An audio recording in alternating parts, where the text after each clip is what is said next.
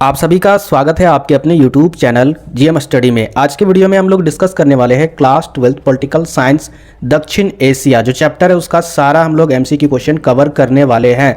Video को complete देखिएगा, बहुत ही इंपॉर्टेंट वीडियो है। इस वीडियो को देखने के बाद बहुत सारे आपके कंसेप्ट और देखा जाए तो वही क्वेश्चन आएंगे जो यहाँ पर अवेलेबल है, ठीक है, आपके बोर्ड एग्जाम में। तो यहाँ पर क्या आपका पहला क्वेश्चन, दक्षिण एशिया देशों में सैनिक शासन सबसे पहले किस राज्य में स्थापित हुआ था? श्रीलंका में, नेपाल में, पाकिस्तान में या फिर भूटान में? क्वेश्चन नंबर पहला का उत्तर हो जाएगा पाकिस्तान में। आगे देखिए नेक्स्ट क्वेश्चन, दूसरा नंबर, दक्षिण एशिया का कौन सा राज्य नस्लीय यानी नस्लीय उग्रवाद से पीड़ित है? नक्सली किसे बोला जाता है? उग्रवादी लोग को, आपको पता है। तो वो कौन सा देश है जिसमें ये नक्सली लोग बहुत ज़्यादा है, उस उग्रवादी से बहुत ज़्यादा पीड़ित है, यानी वहाँ पर बहुत ज़्यादा परेशानी होती है उस देश को? नेपाल, भूटान, श्रीलंका, भारत। देखिए भारत में भी उग्रवाद है, ठीक है, लेकिन यहाँ पर इससे भारत देश प्रभावित नहीं है, कोई नुकसान नहीं पहुँचाते हैं, ठीक है, ना ही नुकसान करने की उसके अंदर में काबिलियत है, याद रखिएगा। तो श्रीलंका जो ऐसा देश है नस्लीय उग्रवाद से पीड़ित है, ठीक है, याद रखिएगा। आज भी यहाँ पर गृह युद्ध चलते रहता है। तीसरा नंबर क्या आपका, दक्षेस का पहला सम्मेलन कहाँ हुआ था? भारत में, बांग्लादेश में, पाकिस्तान में या फिर श्रीलंका में? क्वेश्चन नंबर तीसरा का जो उत्तर है वो आपका ऑप्शन नंबर बी हो जाएगा, बांग्लादेश में, ठीक है। आगे बढ़ते हैं नेक्स्ट क्वेश्चन, फोर्थ नंबर, दक्षिण एशिया के किस राज्य में माओवादियों का उथल पुथल मचाई गई? ठीक है, इनके द्वारा उथल पुथल किस देश में मचाया गया था? भारत में, पाकिस्तान में, बांग्लादेश में या फिर नेपाल में? क्वेश्चन नंबर फोर्थ का उत्तर हो जाएगा ऑप्शन नंबर डी, नेपाल में, ठीक है। और नक्सली की अगर बात करें तो वो श्रीलंका चला जाएगा। 5 नंबर, दक्षेस में कुल कितने देश हैं? 5, 6, 7 या फिर 8? तो इसका उत्तर हो जाएगा ऑप्शन नंबर डी, टोटल 8 देश है। उन 8 देशों के नाम आप लोग अगर जानते हो तो कमेंट बॉक्स में जरूर टाइप कीजिएगा, इससे आपको याद रहेंगे। 6 नंबर क्वेश्चन क्या आपका, अभी तक दक्षेस का सम्मेलन किस सदस्य राज्य में नहीं हुआ है? अफगानिस्तान में, भूटान में, नेपाल में, श्रीलंका में? क्वेश्चन नंबर 6 का जो उत्तर है वो आपका ऑप्शन नंबर ए हो जाएगा, अफगानिस्तान में, ठीक है। आगे बढ़ते हैं नेक्स्ट क्वेश्चन, 7 नंबर, किस राज्य में संविधानवाद की पावनता से बार बार खिलवाड़ किया जाता है? मतलब वहाँ के संविधान से खिलवाड़ किया जाता है। भारत, ये तो कभी नहीं होगा, पॉसिबल ही नहीं है। भारत का ऐसा संविधान है कि इससे कोई भी खिलवाड़ नहीं कर सकता। अगर कोई करता है तो सुप्रीम कोर्ट या फिर हाई कोर्ट के द्वारा उनको जेल या फिर उस पर कार्रवाई की जा सकती है। तो पाकिस्तान है या फिर बांग्लादेश या फिर श्रीलंका? तो इसका जो उत्तर है यानी 7 का जो उत्तर है वो आपका ऑप्शन नंबर बी हो जाएगा, पाकिस्तान। 8 नंबर, 1972 का शिमला समझौता किन 2 देशों के बीच में हुआ था? भारत व नेपाल के बीच में, भारत व पाकिस्तान के बीच में, भारत व बांग्लादेश या फिर पाकिस्तान व बांग्लादेश? क्वेश्चन नंबर 8 का जो उत्तर है वो आपका ऑप्शन नंबर बी हो जाएगा, भारत व पाकिस्तान के बीच में, ठीक है, शिमला समझौता। 9 नंबर, दक्षिण एशिया में कौन सा धर्म सापेक्ष राज्य है? कहने का तात्पर्य है कि ऐसा कौन सा दक्षिण एशिया में देश है, राज्य है जो धर्म के आधार पर बना है? भारत, पाकिस्तान, श्रीलंका या फिर भूटान? तो धर्म के आधार पर यह आपका पाकिस्तान है, ठीक है, जो भारत के 2 टुकड़े में बट गई थी, ठीक है। आगे देखिए नेक्स्ट क्वेश्चन, 10 नंबर, पंचायत व्यवस्था किस देश में स्थापित की गई थी? बांग्लादेश में, पाकिस्तान में, नेपाल में या फिर भूटान में? इसका सही उत्तर हो जाएगा क्वेश्चन नंबर 10 का ऑप्शन नंबर सी यानी नेपाल में। 11 नंबर, लिट्टे किस देश में एक आतंकवादी संगठन है? श्रीलंका, पाकिस्तान, भारत या फिर रूस? क्वेश्चन नंबर 11 का जो उत्तर है वो आपका ऑप्शन नंबर ये हो जाएगा, श्रीलंका का, ठीक है। ये क्या है, एक आतंकवादी संगठन है लिट्टे। 12 नंबर, दक्षेस की स्थापना कब हुई थी? 1984 में, 1985 में, 1986 में या फिर 87 में? इसका उत्तर हो जाएगा 1985 में।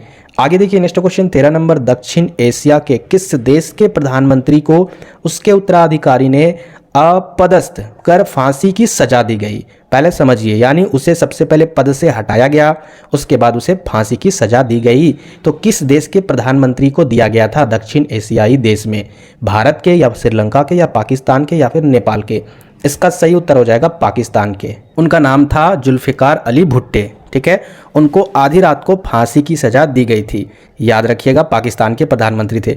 14 नंबर, निम्नलिखित में कौन सार्क का सदस्य नहीं है?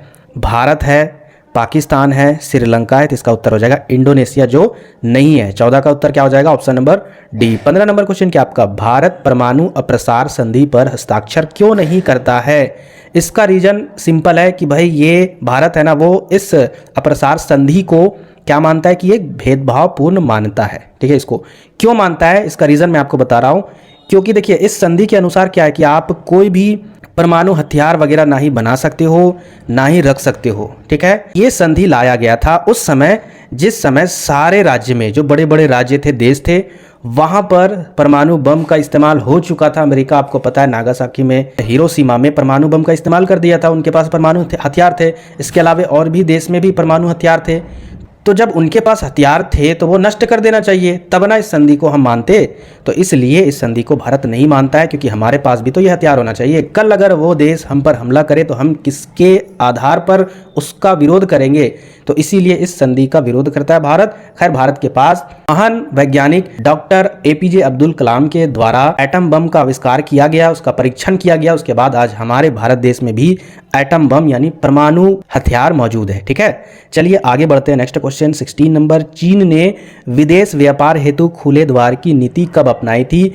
इसका सही उत्तर हो जाएगा 1978 में। ठीक है, 16 का उत्तर क्या हो जाएगा? 1978 में चीन ने व्यापार के लिए खुले द्वार की नीति अपनाई थी। 17 नंबर, दक्षेस का मुख्यालय कहाँ पर है? नई दिल्ली में, ढाका में, काठमांडू में या फिर थिप्पू में? 17 का जो उत्तर है वो आपका ऑप्शन नंबर सी हो जाएगा, काठमांडू। 3 नंबर, निम्नलिखित में कौन सा कथन सत्य है? दक्षिण एशिया के सभी देश प्रजातांत्रिक है, या फिर नेपाल एक ऐसा देश है जहां राजतंत्र है, या फिर सार्क 1985 में अस्तित्व में आया, फिर भूटान एक गणतंत्र है। तो यहाँ पर कौन सा सत्य है? यही सत्य है, ऑप्शन नंबर सी, कि 1985 में सार्क का अस्तित्व आया, इसका गठन हुआ था। यही सही है, बाकी सारा गलत है। 19 नंबर, निम्नलिखित में से कौन सा देश सार्क का सदस्य है? मलेशिया, इंडोनेशिया, जापान या फिर भारत? इसका सही उत्तर हो जाएगा option number D, Bharat. Question number 20 क्या आपका, भारत और बांग्लादेश के बीच फरक्का समझौता पर हस्ताक्षर कब हुए थे?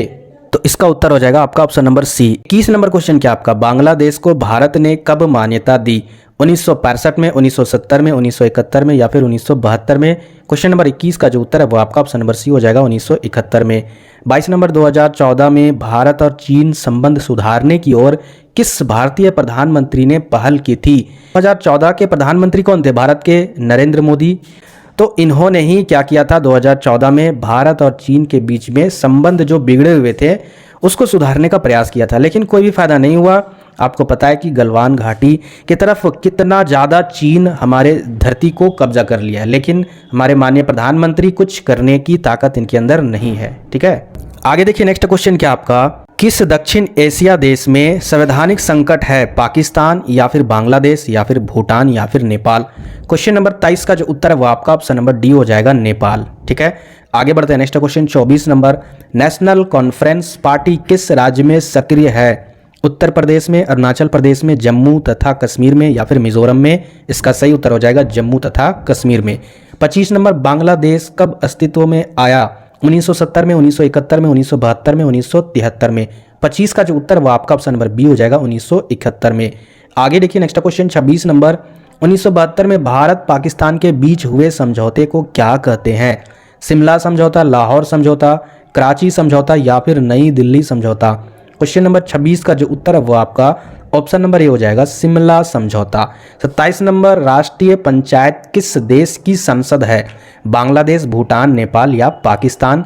27 का उत्तर नेपाल हो जाएगा। ठीक है, आगे देखिए। 28 नंबर, श्रीलंका में जातीय संघर्ष के बारे में कौन सा एक कथन गलत है? श्रीलंका में जो जातीय संघर्ष है, ठीक है, भाषा के आधार पर वहाँ पर जातीय संघर्ष है, यह आपने क्लास 10th में पढ़ा था। ठीक है, तो वही चीज़ यहाँ पर क्वेश्चन पूछा गया है कि कौन सा कथन सही है? श्रीलंका में राजनीति खुले तौर पर सिंहली लोगों की पक्षधर करती है, यानी उसका पक्ष लेती है, या फिर तमिलों के हितों की अनदेखी की जाती थी? तीसरा नंबर है, तमिल इलम के लिबरेशन टाइगर को सार्क देशों का समर्थन प्राप्त था, या फिर श्रीलंका में राजनीतिक समानता नहीं थी? तो यहाँ पर देखिए असत्य की बात की गई है। कौन सा कथन गलत है? जो जातीय संघर्ष हो रहा था उसके सपोर्ट में। तो इसका सही उत्तर हो जाएगा ये वाला, तमिल इलम के लिबरेशन टाइगर, ठीक है, इसको सार्क देशों का समर्थन प्राप्त था। ये रॉन्ग है, इसके कारण से वहाँ पर जातीय संघर्ष नहीं था, बाकी ये सारे कारण थे। आगे देखिए 29 नंबर, 18वां सार्क सम्मेलन कहाँ हुआ था? भारत में, काठमांडू में, पाकिस्तान में या श्रीलंका में? क्वेश्चन नंबर 29 का जो उत्तर है वो आपका ऑप्शन नंबर बी हो जाएगा, काठमांडू में। आगे देखिए। नेक्स्ट क्वेश्चन 30 नंबर, और क्वेश्चन नंबर 30 क्या आपका सार्क का मुख्यालय कहाँ पर है? इस्लामाबाद, नई दिल्ली, काठमांडू या ढाका में? क्वेश्चन नंबर 30 का उत्तर हो जाएगा ऑप्शन नंबर सी, ठीक है, यानी काठमांडू में। आगे बढ़ते हैं, नेक्स्ट क्वेश्चन है आपका 31 नंबर। क्वेश्चन नंबर 31 क्या आपका निम्नलिखित में कौन सा देश सार्क का सदस्य नहीं है? भूटान, नेपाल, म्यांमार, भारत। तो यहाँ पर देखिए नहीं पूछा गया है, ठीक है, तो भूटान तो है, नेपाल भी है, भारत भी है, म्यांमार नहीं है। आगे देखिए 32 नंबर इस वीडियो का लास्ट क्वेश्चन। तो अभी तक जो भी वीडियो को लाइक नहीं किए प्लीज़ वीडियो को लाइक कीजिएगा। यहाँ पर सारा कुछ free of cost video provide कराई जाती है। कोई भी मैं कोर्स नहीं बेचता हूँ, बिजनेस वगैरह नहीं करता हूँ। शिक्षा बांटनी चाहिए, ठीक है। और जो भी नए व्यूअर है चैनल को जरूर सब्सक्राइब कीजिएगा। तो 32 नंबर क्वेश्चन क्या आपका सार्क का गठन कब हुआ था? 1985 में, 1983 में, 91 में या फिर 90 में? ये क्वेश्चन अभी इसी वीडियो में मैंने आपको करवाया था। तो प्लीज़ कमेंट बॉक्स में 32 का जवाब जरूर दीजिएगा। मिलते हैं फिर नेक्स्ट वीडियो में।